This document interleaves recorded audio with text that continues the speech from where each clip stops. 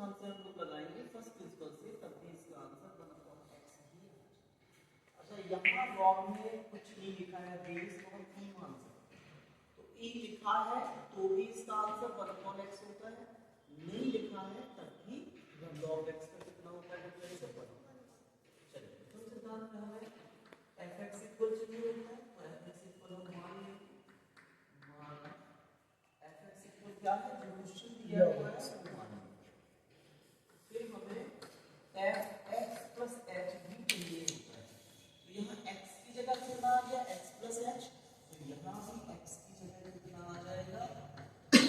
Plus h। ठीक है, अब हम प्रथम सिद्धांत का फॉर्मूला अप्लाई करेंगे। फॉर्मूला क्या होता है, dy upon dx of fx equal limit h tends to 0 f x plus h minus fx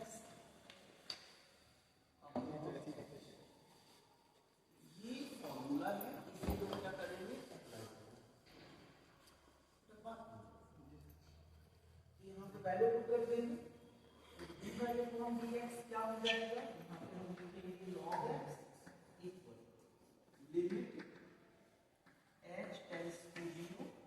f x plus h क्या है, ये है log x plus h minus f x क्या है, ये है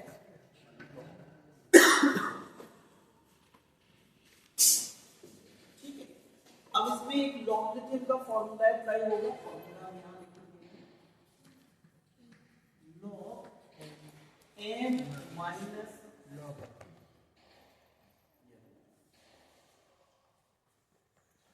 m upon n, log m upon n बराबर क्या होता है, log m माइनस log ये। तो यहाँ पे देखिए ये माइनस में लिखे हुए, तो ये कैसे लिख सकते हैं, तो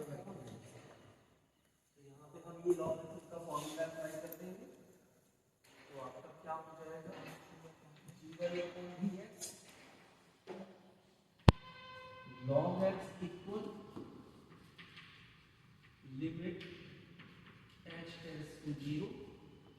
ये हो जाएगा log x plus h upon x, और ये जो ये जो h है अपॉन का, इसे हम 1 अपॉन लिखेंगे। ठीक है, limit h tends to 0 1 upon h, यहाँ पे log जो का तो ये x दोनों का है, मतलब हम क्या करेंगे दोनों को बांट देंगे, तो ये x अपॉन x हो जाएगा,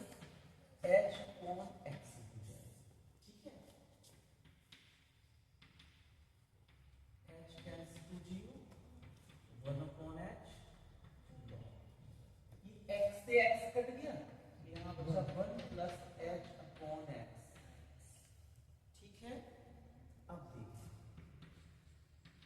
लिमिट h टेंड्स टू 0, तो यहाँ आ जाएगा log 1 plus h upon x upon h। अब देखिए यहाँ पे डायरेक्ट फॉर्मूला है लिमिट से, ठीक है, लिमिट में डिटेल भी बता सकते हैं, तो यहाँ पे क्या है formula, limit h tends to 0 log 1 plus h upon h, इसकी वैल्यू होती है 1,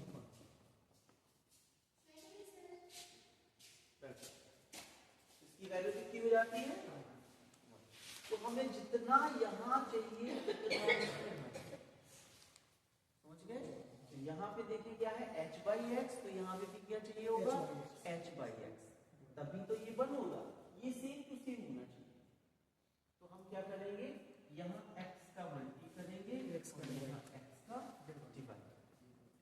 ये बात समझ में आई, क्यों किया हमने ऐसा, क्योंकि हमें यहाँ पे पता है फॉर्मूले में क्या होता है, जितना यहाँ होता है उतना ही यहाँ होता है। तो यहाँ h बाई x है, तो यहाँ भी हमें h बाई x चाहिए, तो हमने x का मल्टी और x का डिवाइड कर दिया, ये वाला x आगे आ जाएगा, ये हो जाएगा 1/x, हो जाएगा limit h tends to 0 log 1 plus h/x, यहाँ भी h/x, तो इसकी वैल्यू हो जाएगी 1, ये आ जाएगा 1/x × 1 = 1। तो log x का कितना आंसर आ गया, तो हमारा डिफरेंशियल ऑफ log x को कितना आ गया,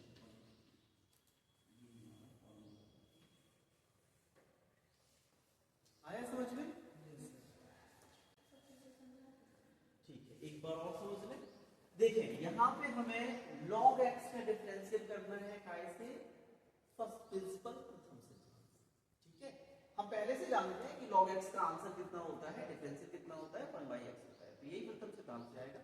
प्रथम सिद्धांत में ये दोनों चीजें फॉर्मूले में होती है, तो हमें पहले से पता है, तो हमें जो क्वेश्चन दिया होता है उसे fx मान लिया जाता है, तो फिर हमें उसी की मदद से x + h निकालना होता है। ये हमने दोनों चीजें निकाल ली, ये फॉर्मूला है लॉगरिथम प्रथम सिद्धांत का, ये हमने फॉर्मूला लिखा, इसमें चीजें ऐड। अब यहाँ पे एक लॉगरिथम का फॉर्मूला लग रहा है कि अगर डिवाइड में लॉग में लिखा हो तो बुकाई में चले जाते हैं माइनस,